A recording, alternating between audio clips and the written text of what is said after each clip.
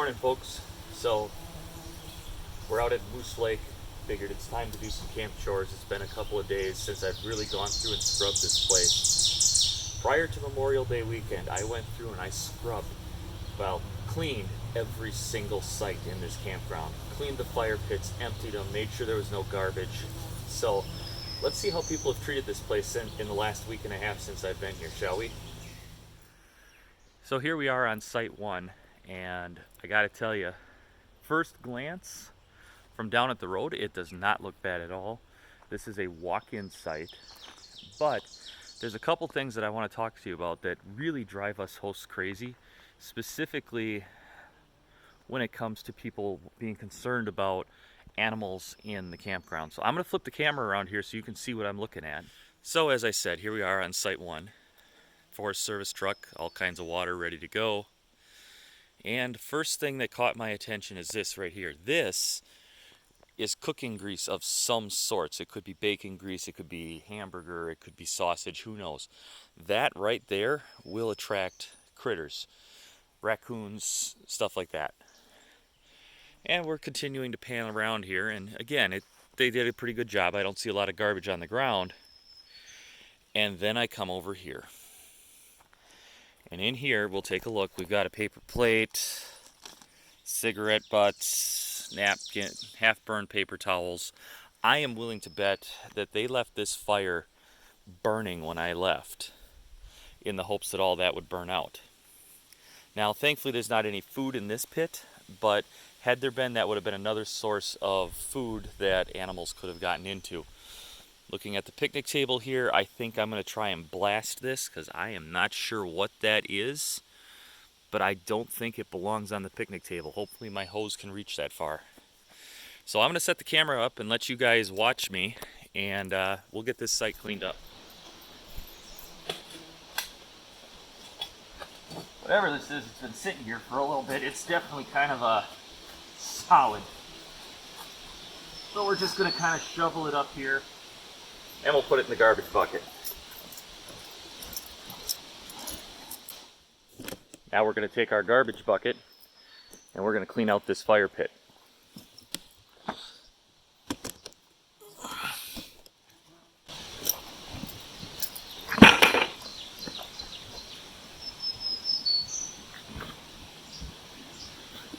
By the way, folks, this is the sort of stuff that we talk about when we talk about camping etiquette.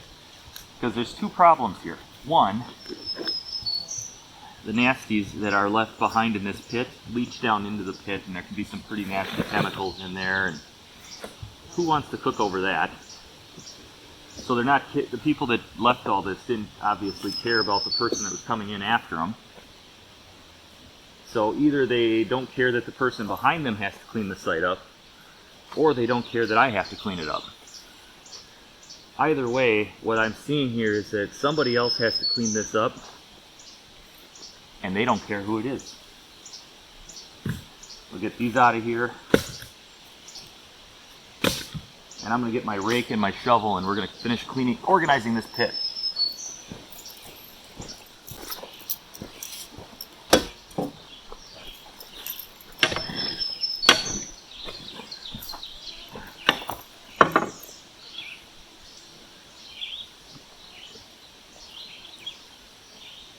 More cigarette butts. And more cigarette butts and plastic wrappers from their Marlboro case. Sorry if my bald head is, blaring out the camera.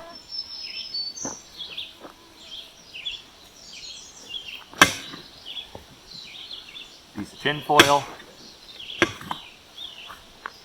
Still more cigarette butts.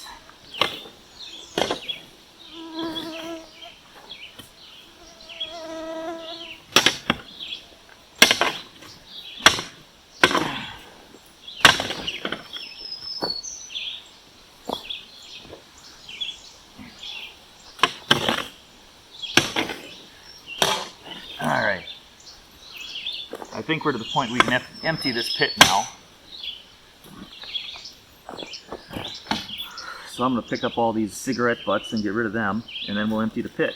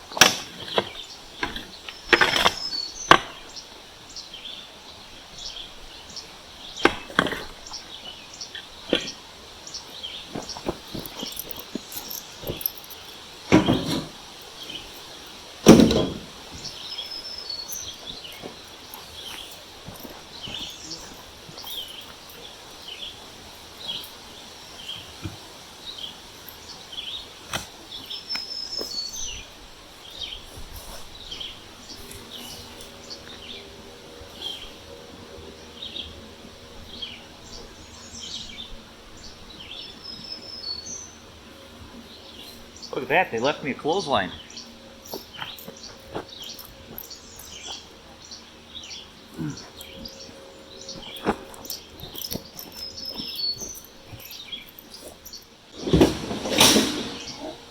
Let's see what we can do about this picnic table here.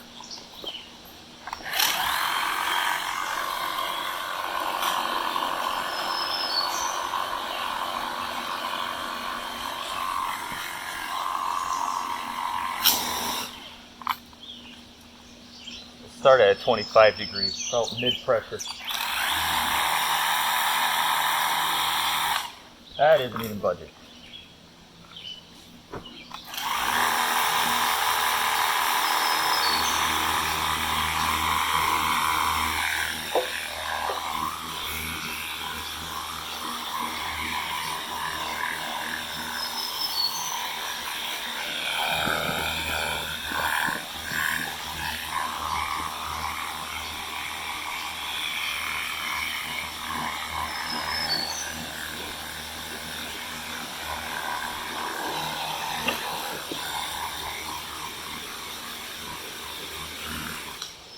Well, no luck with the water. We'll see if we can get it with a shovel.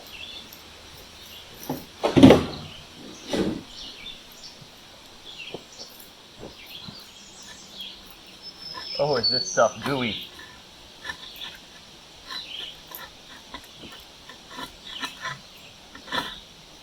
Could be from this pine tree that this picnic table's sitting under, but yuck. Alright, I'm going to go check the other sites and we'll check the bathrooms, and if there's anything to show you, we'll be back. Looks to me like I have a little bit of work to do here. Apparently either this fire pit was full and nobody bothered to tell me, or they didn't like it where it was so they moved it. So now I get to clean up the mess and put the fire pit back where it should be.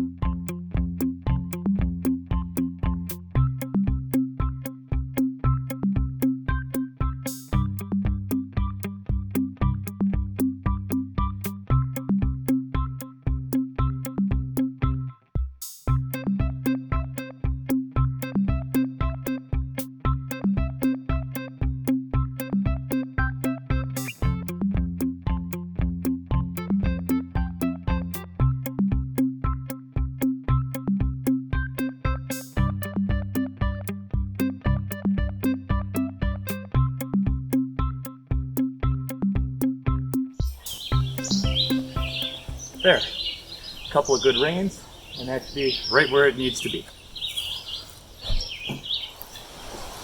So here we are, back at camp.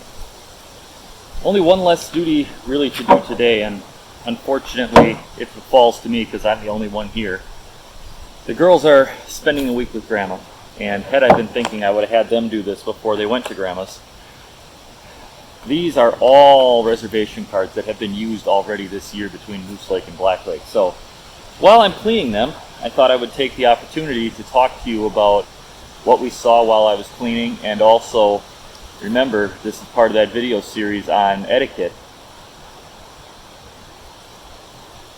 So there'll be some conversation that we can have about what we saw as a breach of etiquette when it comes to camping. So I guess let's start with that fire pit we saw that had the cigarettes in it and the carton, and that site that, you know, that first site at Moose Lake, you know, it had the cigarettes, the carton, that oil of some sorts poured on the ground.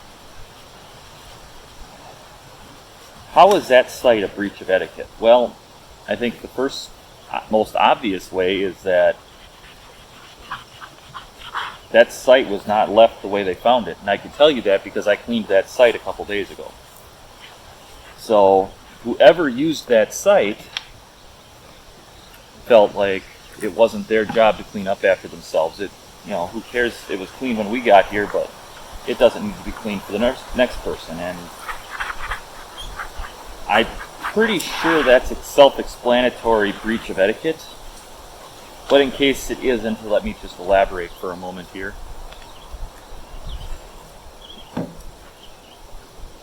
Etiquette is ensuring that you're doing the right thing. Leaving a site a mess so that someone else has to pick it up, be it a Forest Service employee, someone that gets paid, or a volunteer like me, or even the next camper, isn't really a etiquette. It's a breach of etiquette. It's poor etiquette. Because I don't know about you, but when I pull up onto a site to go camping, the last thing I want to have to do is clean the site from the mess the last person left. And that fire pit with all the cigarettes in it is not something I would have wanted to cook over. We've talked in the past, when Sty visited us last year, in the unwritten rules of camping, that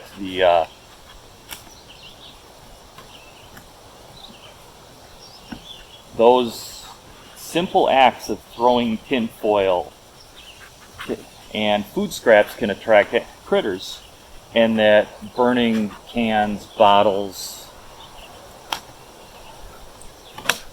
and stuff like that leaches chemicals down and into the pit that now you or any other user of that pit have to cook over, and that can get into the food, and that's, I don't know about you, but I think that's kind of gross.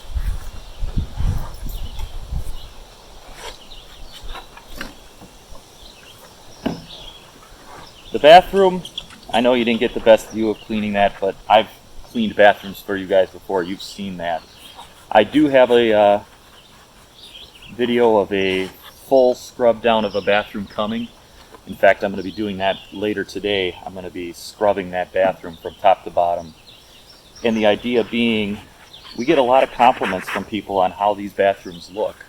I've had people that have worked for the DNR come up to me and say, hey, I've camped in a lot of state and federal places before, and these are the cleanest bathrooms I've ever seen.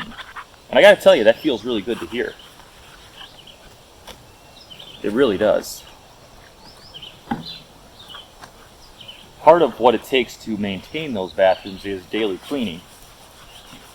And once a month or so, blasting them and cleaning them from top to bottom to ensure that they stay clean. So now that the signs are clean, there's one more thing I wanted to talk to you guys about, and that was that fire pit that we found that was moved. And that was actually here at Black Lake, which really kind of surprises me, because either it just happened or I missed it. I'm not sure which. But either way, if we think about what we were talking about in terms of etiquette,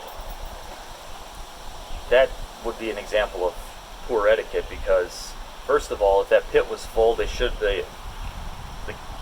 campers should have came to me and said, hey, my pit's full, can you empty it out? And I would have been happy to do so. It takes me 5 minutes. I've got the tools.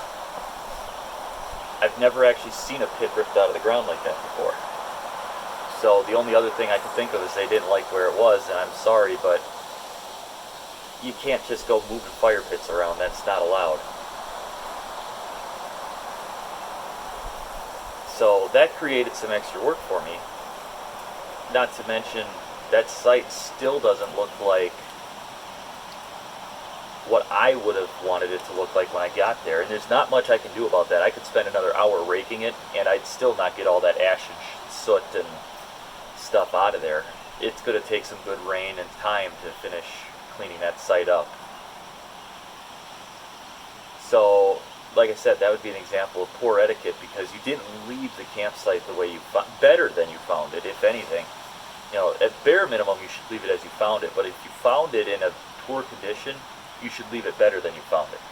And that's something we've always tried to do. I've got some pictures that I'll put up here of things we've found in the woods. It's gotten to the point that if we're not hosting and we're just going somewhere to camp, while Stephanie and I are setting up the trailer, the girls and Caden are combing the woods looking for garbage, and usually we pull like a Walmart bag or two worth of garbage out of the woods within the vicinity of our site. And we found some interesting things. We had a pit, I think this picture that I'm showing right now of the batteries, I believe we found at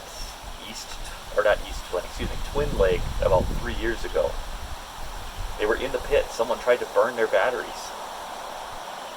I did not want to cook over that pit afterwards because I don't know what leached into that soil. I can guarantee you it was not stuff I would want in my food. You know, we found spinning, reels for fishing poles. We found candles, bottles, cans. And basically what that boils down to is the great American knucklehead that doesn't care. They think that the world is their playground and they don't care if they leave it a mess for someone else because, oh well. And that's the thing that I really have been trying to do, even personally in my professional career, is trying to get people to understand that, look, no, I mean, leave no trace. I get it, it's polarizing. I don't understand why, but it's polarizing. There's people that say, no, you can't leave no trace, it's not possible. But if we get beyond the semantics of whether or not leave no trace is possible, the idea's there. The idea is there. Leave the outdoors as you found it, or better. Leave the place that you stay with as little evidence that you were there as possible. Now, in an established campground, that you can't eliminate all trace of man because it's an established campground. You can't get rid of that fire ring. You can't get rid of the fact that the grass is beaten down, or in the case of our site, mostly non-existent. Dog coughing behind the door there. You can't get rid of that. You can't get rid of it in a established campground. But if you're somebody that's out there hiking, stick to the game trails if you're going to bushwhack. If you see a candy bar wrapper, pick it up. And that is something that actually drives me completely insane because I don't understand it. You hear me talk about fitsies, and that's what I call when you open your Snickers bar and you take that little triangle and you drop it. It's just a little bitty piece of plastic, and people go, oh, no big deal. Or it's the straw wrapper for your kid's juice box. No big deal. It is a big deal. Because what message are you sending to that future generation by not getting rid of it? So that's where I'm going to leave you guys at. Share with me down in the comments below what you have experienced, what you've seen, because I feel like etiquette is something that's lost, and I'm not entirely sure when it got lost or where it went. And don't forget our next video, I think, I'm going to record it today, I just don't know what order it's going to go up in, is going to be deep cleaning a bathroom. So don't worry, if it's really, really nasty, I'll make sure you guys don't see the worst of it, but we're going to go and completely clean a bathroom top to bottom, and that's actually how we get all our compliments about how our bathrooms are so clean, is we touch them up daily, and if they get really bad, we clean them. But once a month, we go in and we power wash them top to bottom, and that's what it takes to keep a pit toilet clean. So until next time, you guys take care, stay safe, ring the bell, subscribe, like, comment, all of that stuff. You know the drill. And we'll see you guys at our next destination. Take care. Bye-bye.